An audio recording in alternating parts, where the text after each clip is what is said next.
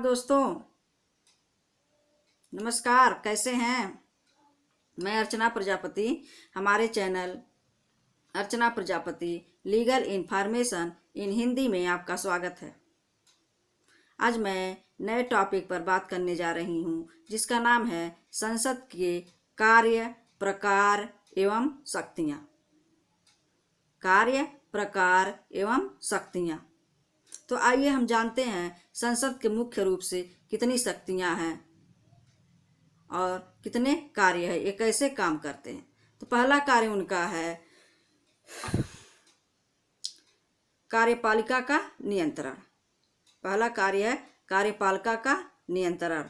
संसद का एक महत्वपूर्ण कार्य है मंत्रिपरिषद की चूक और वचनबद्धता की जवाबदेही करते हुए उस पर अपने नियंत्रण के अधिकार का प्रयोग करना ही क्या है, संसद का कार्य है। कानून बनाना दूसरा है कानून बनाना। कानून बनाना किसी भी विधानमंडल का प्रधान कार्य होता है।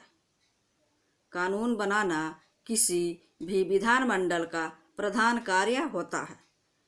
भारत की संसद उन तमाम विषयों पर कानून बनाती है जो संघ सूची का मतलब केंद्र सरकार और राज्य समवर्ती सूची का मतलब राज्य सरकार। समवर्ती सूची राज्य और केंद्र दोनों की सूची में शामिल होता है।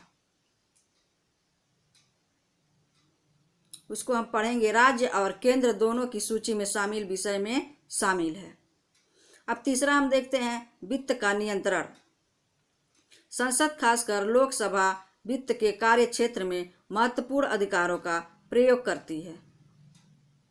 विधायिका को यह सुनिश्चित करना होता है कि सार्वजनिक निधि की विधायिका को यह सुनिश्चित करना होता है कि सार्वजनिक निधि की उगाही और व्यय उसकी अनुमति से हो।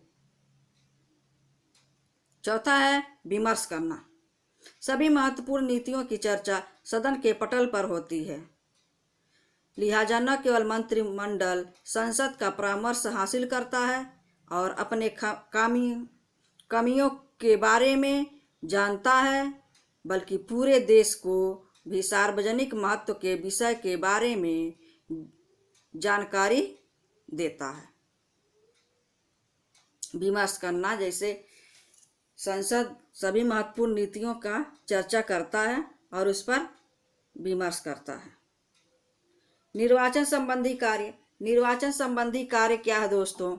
संसद राष्ट्रपति और उपराष्ट्रपति के चुनाव में भी भाग लेता है और यह अपनी समितियों के विभिन्न सदस्यों, पीठासीन, उप पीठासीन और उप अधिकारीगण को अपने हिसाब से चुन सकता है। अब आइए छठा देखते हैं, संवैधानिक कार्य। संवैधानिक कार्य क्या है? संविधान के अंतर्गत संसद एकमात्र निकाय है। संविधान के अंतर्गत संसद एकमात्र निकाय है जो संविधान में संशोधन के लिए कोई प्रस्ताव किसी भी सदन, लोकसभा हो या राज्यसभा हो, में पेश किया जा सकता है। संवैधानिक कार्य। निर्वाचन संबंधी कार्य अभी हम आपसे डिस्कस किए हैं। जो छठा पॉइंट है, संसद राष्ट्रपति और उपराष्ट्रपति के चुनाव में भी भाग लेते हैं और ये अपने मनपसंद समितियों के माध्यम से विभिन्न सदस्यों, पीठासीन पदाधिकारियों और उप पदासीन अधिकारियों को भी चुनते हैं। न्यायिक कार्य। सातवां पॉइंट हम देखेंगे दोस्तों, न्यायिक कार्य क्या है?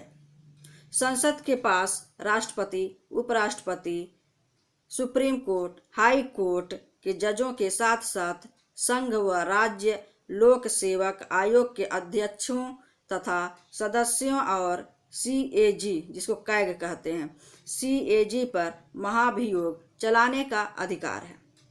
संसद को जो है इतना अधिकार है दोस्तों कि वो महाभियोग लगा सकता है कैग पर, हाई कोर्ट और सुप्रीम कोर्ट दोनों के न्यायाधीशों के ऊपर। तो ये थे हमारे प्रमुख कार्य, संसद के प्रमुख कार्य। अब आइए हम देखते हैं संसद के अनेक शक्तियाँ। संसद की शक्तियाँ क्या हैं, ये कहाँ लागू होती हैं। तो हमने दोस्तों 10 पॉइंट बनाया है इस पे कि संसद के कार्य कैसे हैं, शक्तियाँ उनकी कहाँ कहाँ लागू होती है, वो कैसे उपयोग करते हैं। आइए हम जानते हैं पहली शक्तियाँ जो है, संसद को अनेक प्रकार से शक्तियाँ प्राप्त हैं। जैसे संसद संघीय क्षेत्र, जैसे संसद संघीय संघीय का मतलब केंद्र तथा समवर्ती राज्य सूची में दिए गए विषयों पर कानून बनाती है। दिए गए विषयों पर कानून बना सकती है। जैसे केंद्र हुआ, राज्य हुआ, उसमें दिए गए सूचियों के माध्यम से क्या करती है, कानून बना सकती है। किस हिसाब से बना सकती है, क्या क्राइटेरिया है, तो देखिए इसका, यदि राज्य सभा के 2/3 सदस्य बहुमत से यह प्रस्ताव पास कर दे कि संसद द्वारा राज्य सूची के विषय पर कानून बनाना राष्ट्र हित में है। किस माध्यम से राज्य सरकार में संसद जो है, राज्य सभा में संसद जो है अपनी कानून बना सकती है। अगर राज्यसभा के 2/3 बहुमत से यह सभी लोग प्रस्तावित कर दें कि हमारे राष्ट्र हित में है, संसद को कानून बनाना चाहिए। दूसरा पॉइंट है, 2 या उससे अधिक राज्यों की विधानसभाएं सिफारिश करें कि संसद राज्य सूची के विषय पर कानून बनाए, अनुच्छेद 252 के तहत। तीसरा पॉइंट, विदेशी शक्तियों के साथ राज्यों में संवैधानिक तंत्र के टूटने की स्थिति में अनुच्छेद 253 का उपयोग किया जा सकता है।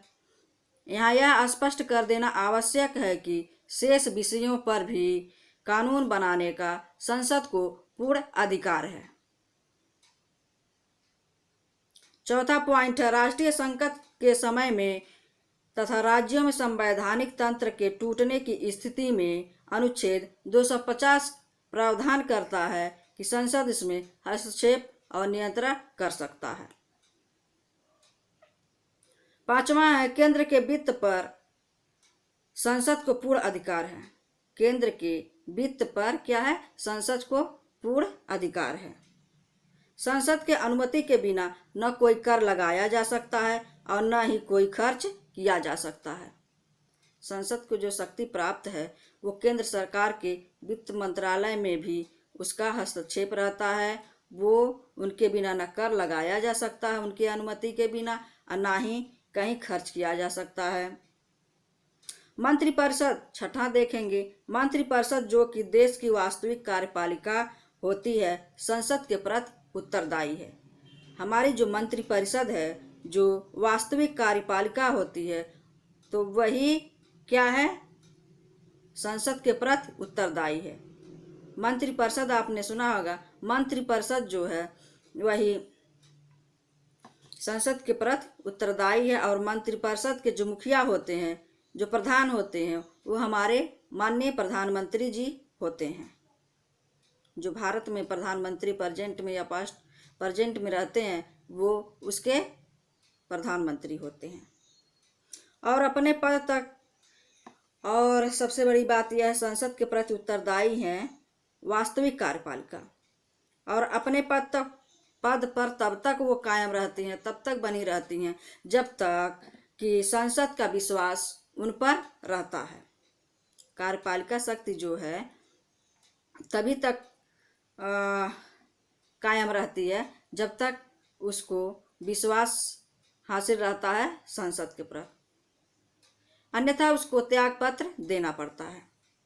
7वां पॉइंट हम देखेंगे। 7वां पॉइंट में संविधान के संशोधन में भी संसद महत्वपूर्ण भूमिका निभाती है।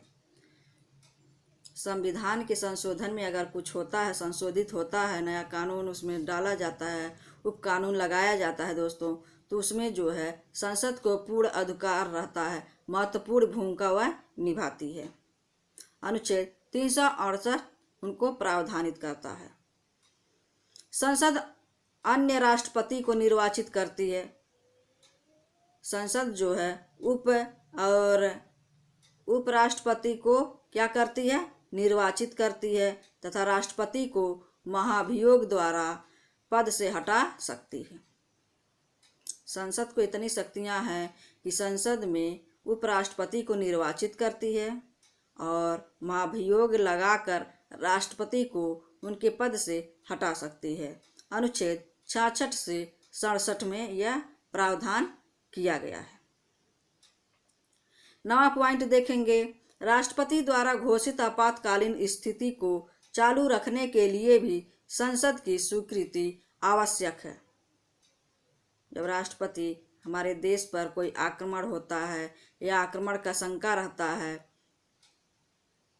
तो क्या होता है? आपात घोषणा किया जाता है। आपातकाल घोषणा जो राष्ट्रपति द्वारा होता है, तो इस स्थिति को चालू रखने के लिए भी संसद की स्वीकृति अनिवार्य मतलब आवश्यकता है। 10वां पॉइंट और लास्ट पॉइंट देखेंगे। 10वां point, Supreme Court, High Court के न्यायाधीशों को उनके पद से हटाने के लिए राष्ट्रपति सिफारिश कर सकते हैं।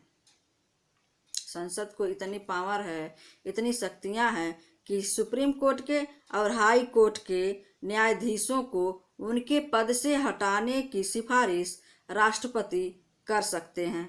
अनुच्छेद 124 से 217 में यह उनको प्रावधानित किया गया है। तो दोस्तों, ये जानकारी आपको कैसा लगा? कमेंट बॉक्स में कमेंट ज़रूर करें। उसका हमें बेसब्री से इंतज़ार रहता है।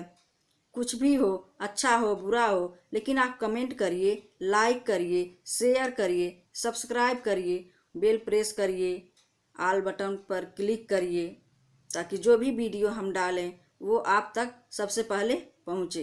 तब तक के लिए धन्यवाद, नमस्कार, good night, watching for video.